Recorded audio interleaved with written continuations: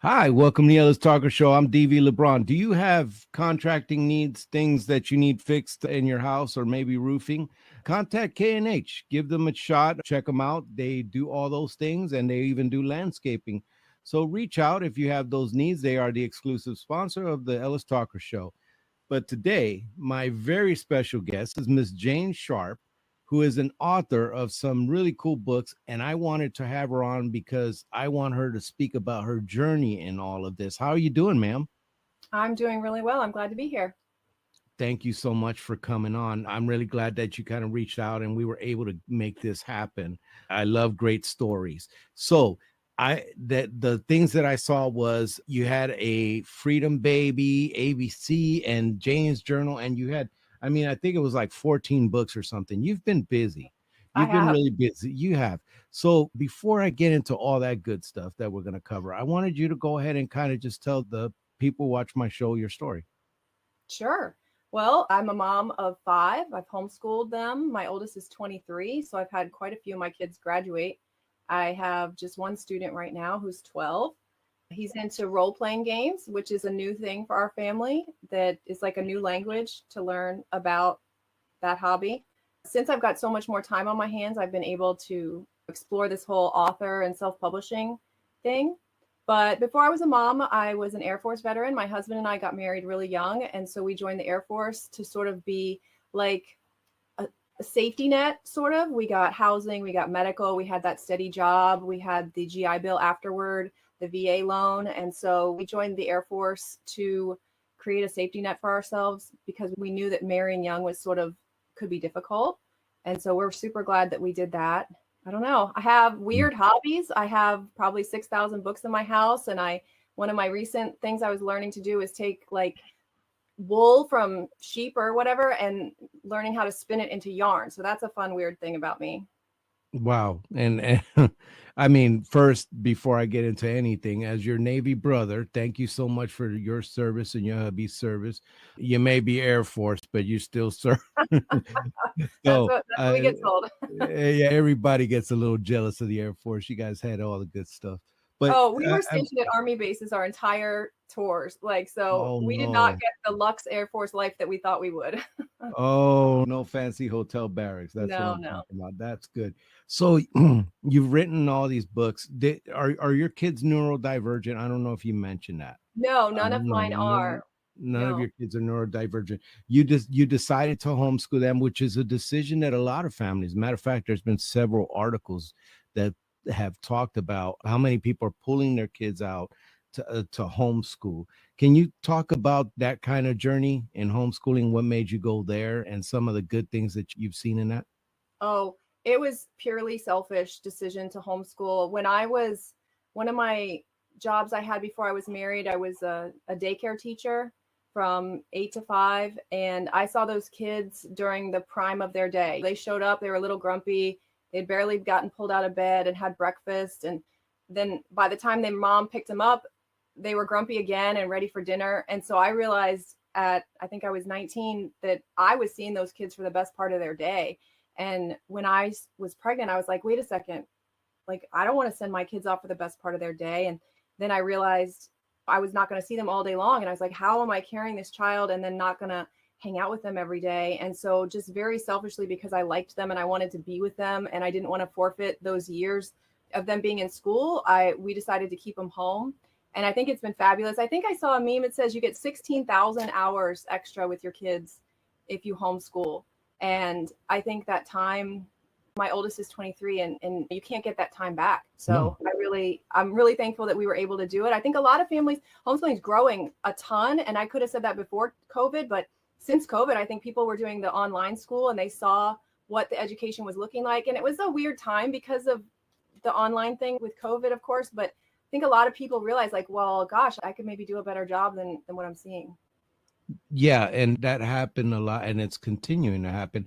And there's a lot of things that are going on in society, and then bullying and stuff like that. So a lot of parents are choosing to that. So you had your kids all through go through homeschool, and you've Yes. been through that. When that's a big decision for a family to make, because it might mean that they go down to one income. There's a lot of things that could happen. So when families are usually they're like, what do I do? So can you, I know that can be a very extensive question, but when you think about what's step one here, what would you recommend for a family considering homeschool? Well, I have a contact form on my website. If anybody wanted to meet with me online for half an hour to discuss exactly that specific to their family, that's something that they could go to my website and do. But I think as a general suggestion to anybody who's just considering it, I would say first, go find other homeschoolers. The community in person. I'm north of Austin, Texas, and there's probably 6 different kinds of homeschooling that you could find groups, people that love to stay outside all the time, people who are learning Latin conjugations, people who have a mix down the middle, people who are previously public schooled and they're trying to figure out what does homeschool mean for them, like when that's all they know. So I would say first, find local homeschoolers and go to an event and just listen to the moms talk and ask them questions. Second, there's a quiz online. If you go to Google and you type in homeschool style quiz, there's a really helpful quiz that you can take, and it'll give you styles that you can take those words from the quiz and go Google, what does that mean? And I think that your partner should take it too, because part of homeschooling is that both parents, even if one is the main teacher, the other one needs to feel like you guys, the 2 parents need to be on the same page about what does success look like. Because if mom thinks success is, laying in a field dissecting flowers, and dad thinks test scores every Friday morning is success, they have to communicate to make sure that they both think that the right way it is getting done. So That's very reasonable. I mean, yeah, you're both part of that. The reason you go into homeschool is so that you can both be more part of that education, take a greater role into that.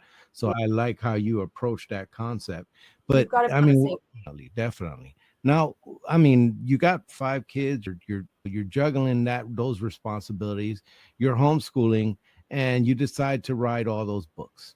I mean, how do you find the time and how does someone pursue and so much, and it could be any passion, but you're pursuing your passion of writing. How do Right. you pursue a passion like that with that kind of schedule?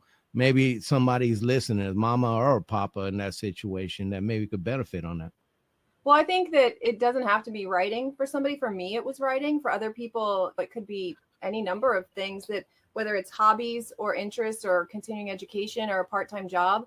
For me, it really, when my older kids were all graduating in homeschool, probably just like in regular school, as your kids get older, you're less involved. They have to manage their time. They know what their assignments are. You're not falling behind them as much. And so when I had 2 kids in high school and my youngest was sort of entering into the more independent phase of homeschooling, I realized I had all this time on my hands. And so with homeschooling, you could spend 8 hours a day doing school, but your kids would all graduate when they were like 11 or something if you did that. So the homeschooling day could be very leisurely and still get everything absolutely done.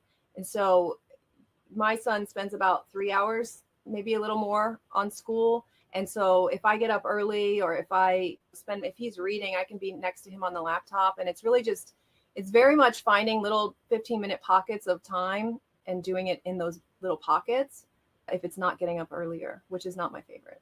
Yeah, no, I one of those things that is weird about me is I am an early bird. I am Okay. definitely an early. I don't understand it because when I was in the Navy, waking up early was the most awful thing on the planet.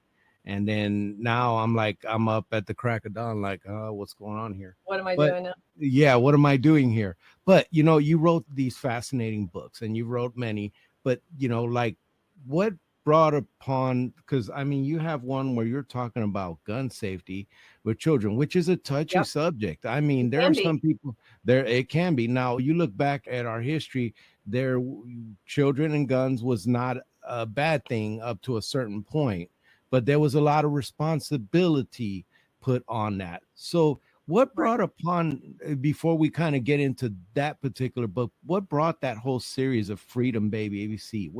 How did that come about? So my first book that I put together was called Crunchy Mama ABC. And a mom on Facebook in 2019, I think, had just done a silly post, and she put in the body of it, apple cider vinegar, crunchy moms keep it going, do the alphabet. And so there was like 300 comments of moms coming in and going to the next alphabet letter from the person commenting above them and just listing off all these aspects of crunchy living that were next in the alphabet. And so I was trying to tackle that alphabet also. And then I realized like my brain just like ran off without me. And I made 7 different themed alphabet lists. And I've published 4 of them so far. I have 1 in the works and 2 more coming down the pipe maybe next year. And I just went nuts. And so I was thinking there's the crunchy mom lifestyle. My husband's an excellent cook. There's kitchen words. And then I was thinking at that time we had done a unit study in our family of, I was taking the kids to the range and making sure they were all like gun safe. And we had a new range here that I had a membership at. And so I would take one or the other of them pretty much every week for a whole semester so that they could we were learning how to clean the guns and everything. I was like, well, gosh, all this vocabulary, and Freedom Baby ABC just came together with, it's partially like gun anatomy and the parts of the gun, but it's got, I think it's 7 safety principles also. So it has, some freedom aspects like we have a duty to defend, and the Second Amendment, I think F is freedom. And so because I grew up in that lifestyle, I was on a marksmanship team when I was 12. My dad has always been a reloader. He goes to the North-South Skirmish Association. I guess they're meets or skirmishes where he does black powder muzzleloading competitions. And we have pictures of me doing that, not doing it, but being there when I was like 12 months old, just watching him and supporting him with my mom. And so it's always been a part of my life. And then because I wasn't introducing my kids, I was making sure they were all up to date. And then since they were old enough, we were learning how to disassemble different weapons and clean them and stuff. So it was just on my mind, and I made that whole alphabet for it. And I mean, I love it. The gun safety activity book that matches Freedom ABC is my bestseller. And I'm so proud of it. And I love talking to people about it. When I go to gun shows and I have it at the table, people absolutely love it. Like they just love it when they see it. When we were talking about you coming on, I brought up, because when you hear, there's certain words, and unfortunately words have taken so many different meanings to just throughout time. And so when you're gun safety, in some circles kind of became a bad word because that meant gun control, but it was just prettier. And so I was concerned about that. But, with weapons being used in inappropriate manners, I think that education and firearms is definitely needed. I mean, how does, kind of break it down a little bit to me, like what does that gun safety look like for, are you breaking it down for age? What age group did you write this book for, that so parents that are firearm owners can maybe consider that for their kids? Because, and I'm sorry for talking too much, but here, that there's a lot of parents that are gun owners who they take the tact, my kid will not see a gun until they're 14, 15, 16. And then maybe I'll take them to range, maybe I won't. But, there's a lot of families like that don't bring their weapon. Like my wife would prefer I don't bring my weapon around my kids, but my kids have shot. They have went out shooting in a safe manner and stuff like that. So kind of talk to me, what does that look like in age range and safety? So I think I could suggest to you the age ranges that I feel my books would be appropriate for in like my family's lifestyle. I would probably put the ages a little younger than the person you're describing. So Freedom Baby ABC is just, there's one image and maybe 1 or 2 words on each page.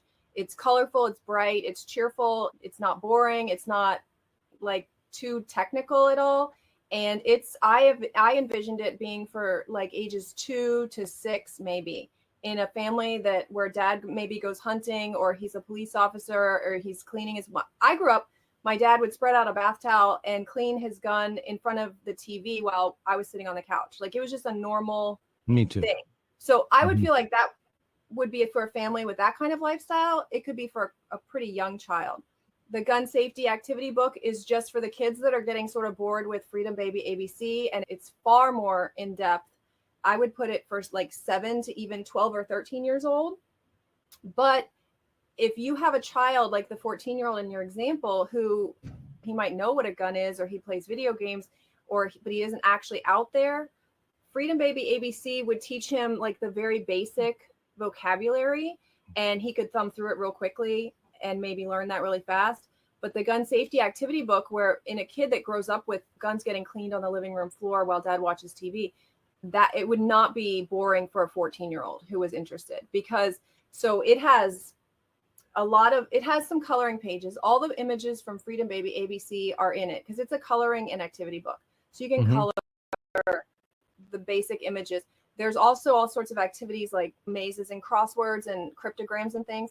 But there's a decent amount, I would say maybe even 20% of pretty technical anatomical diagrams of the different weapons. There's like an AR style gun that the news would call an assault rifle. And then below that, there's just like a wooden rifle like you might associate with like old timey things or cowboys. And it tells you, yeah. Well, this one's not a musket, but it's just a normal 22 looking wood stock rifle. And it just has the numbers on it. It's saying like, this is a barrel, this is a barrel, this is a stock, this is a stock. This you go through a nomenclature. You go through the nomenclature. Okay. And telling you that this black weapon that looks like what the media might tell you is an assault weapon and it's very scary and bad and they should all be banned. It's really exactly the same as this wooden stock rifle. And so it's trying to teach them. It has diagrams like always know what's behind your target. And so there's a person and a target and a tree and a building, and the little explosion mark is going through each one. It talks about different positions for competitive shooting. It has a page for each of the branches of the military and different things, but it talks about what's inside of a bullet, like the powder and the primer and all that. It teaches how a primer works, because even some people, they know how to safely handle a weapon, but they don't necessarily know what's going on in the primer or whatever. And so it's got some decently technical things for somebody who's interested. And then it's got the basics for people that are just getting started. Wow. Wow. Now tell me, because that one you said is probably your popular bestseller. Have you gotten testimonials or things from parents talking about how this has helped them? I've gotten some really exciting endorsements from people I've requested, and I'm always pleased to get reviews. I have been like, my soul is crushed by the lack of reviews. For as many sales as I've made, I absolutely love reviews and I think they help shoppers, but I have not gotten the amount of reviews I feel like would be expected for the amount of sales. So I've been really disappointed about that. My little author ego is so fueled by going to the gun shows and seeing people love it in person. So I do get a lot of feedback in person, and I sometimes get a great review that's exciting, but I've been super like a little disappointed because people love it so much, but they're not taking that time to leave a comment in the Amazon reviews. I do have, I think, 3 1-star reviews from people who just don't like guns, who have not read it, and they have taken the time to leave some poor reviews. But they are very eager, very eager. Oh, they're so eager. They're very eager. They to speak up and tell you how much what they think and feel. So there's another part to your many books, and that's the Jane's Journal. Now, I told you about how much I love this.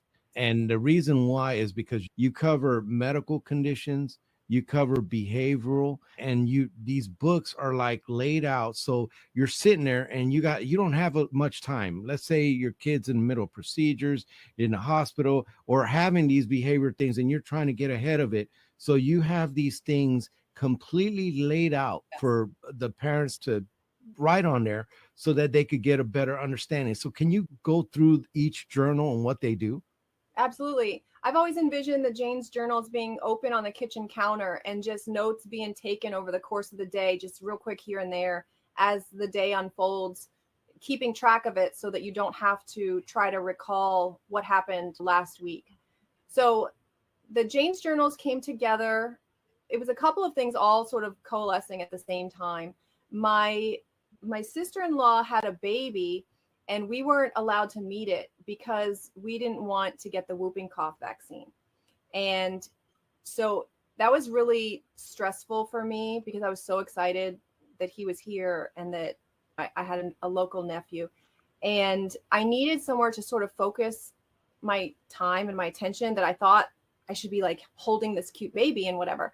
So I met this woman through homeschooling And I noticed she had all these supplements on the counter. I was at her house and I said, like, wow, you have so many supplements. How on earth do you keep track of them all? And she said, and I had said that we were homeschooling. So it was this very varied conversation where she talked about, she had just pulled her son out of school because they had like locked him in a closet. He had autism. He has autism. And they were not going to take it anymore. They pulled him out. They didn't know how on earth homeschooling was going to work or about his resources that he had gotten at the school, but they were like, it's not worth it anymore. And we were talking about the supplements and we were talking about her son and we were talking about homeschooling.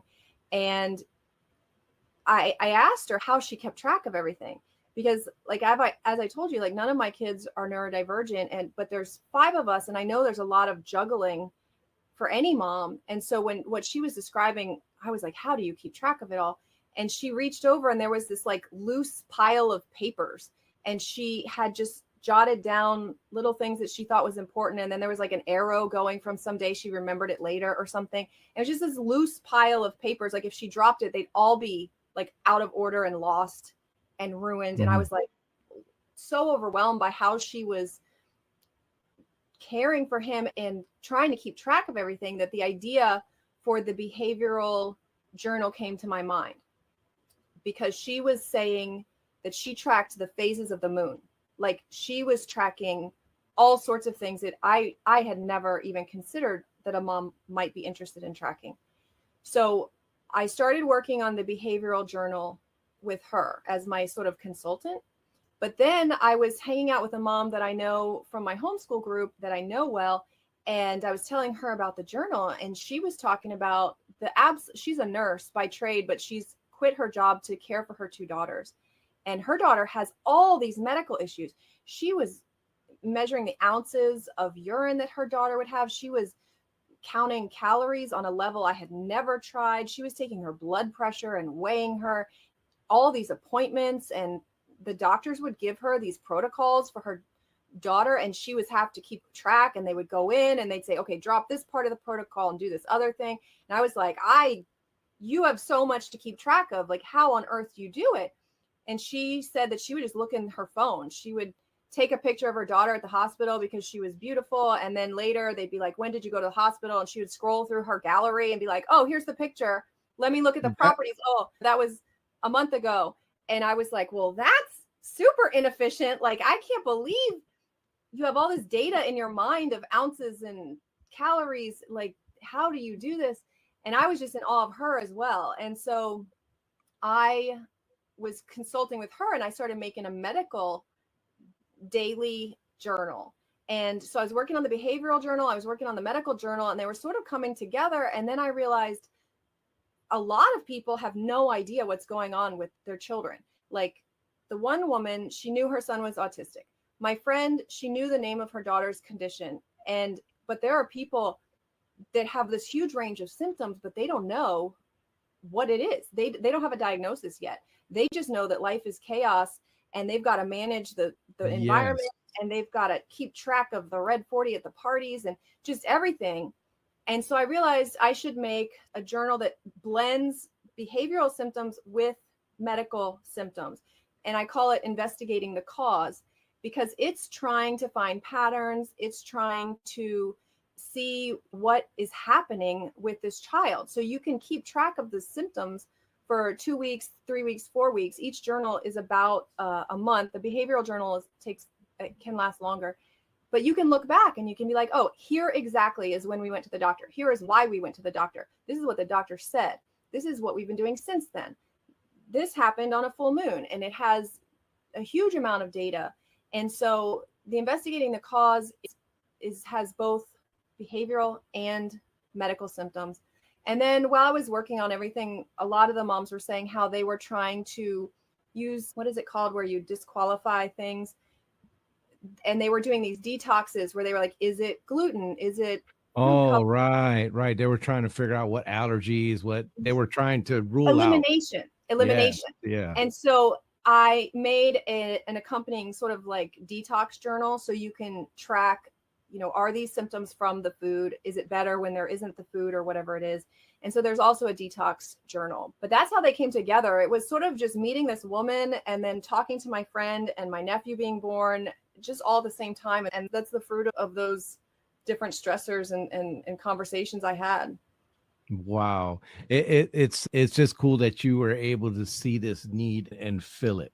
I Yeah. mean, that's what us veterans, that's what we do. We do that Yeah. in society. We see needs and we fill them. And that's that can-do attitude. And this is such a big thing because like in personal life, when there was times when we needed that bad.